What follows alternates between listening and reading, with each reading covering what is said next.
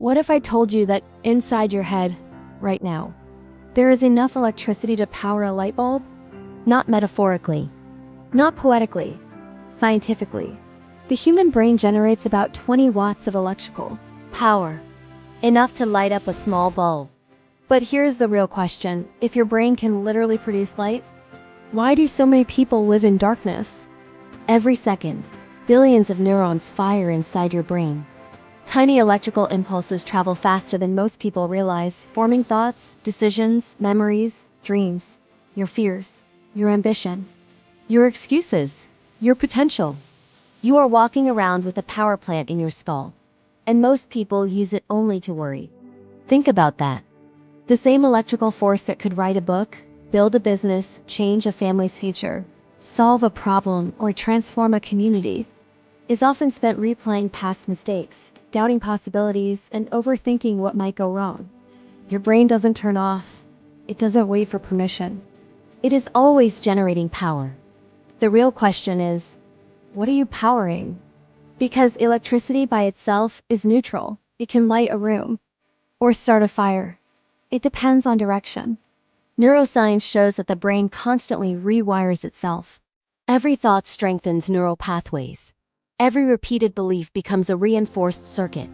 The more you think something, the stronger that electrical pattern becomes.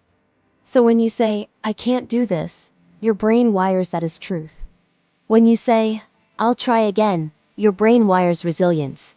When you say, "I'm not enough," your brain dims its own light.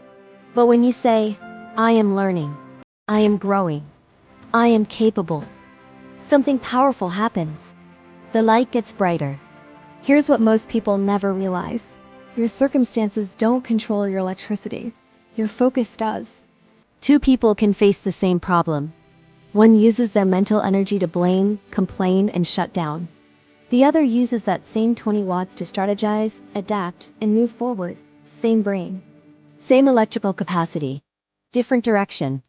Imagine if you treated your thoughts like wiring in a house.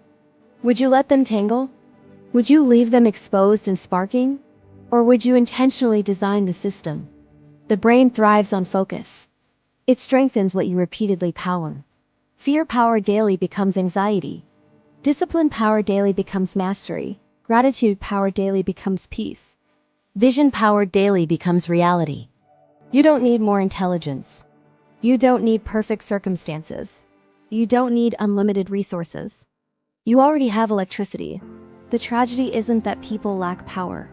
The tragedy is that they never aim it. A light bulb doesn't question whether it deserves to shine. It simply connects to a source. You are the source. Right now, as you're listening, your neurons are firing. Connections are forming. Energy is moving. Your brain is actively reshaping itself based on what you choose to believe next. This is why environment matters. This is why the content you consume matters. This is why the words you speak about yourself matter. Because every input becomes electrical activity. Every electrical activity becomes wiring, and wiring becomes identity. So if your brain can generate enough electricity to power a light bulb, what could it power if you aimed it at your goals? At your discipline, at your healing, at your purpose? Maybe the reason you feel stuck isn't lack of power. Maybe it's scattered power. A flashlight doesn't look impressive in daylight, but focus that same light into a laser, and it cuts steel. Your brain is not weak, it is unfocused. And focus is a choice. Today, you can decide what your electricity fuels. Will it power doubt or determination? Will it energize comparison or creation? Will it replay the past or build the future? Inside your skull is a living generator. 20 watts of possibility. Billions of firing signals. An internal light waiting for direction.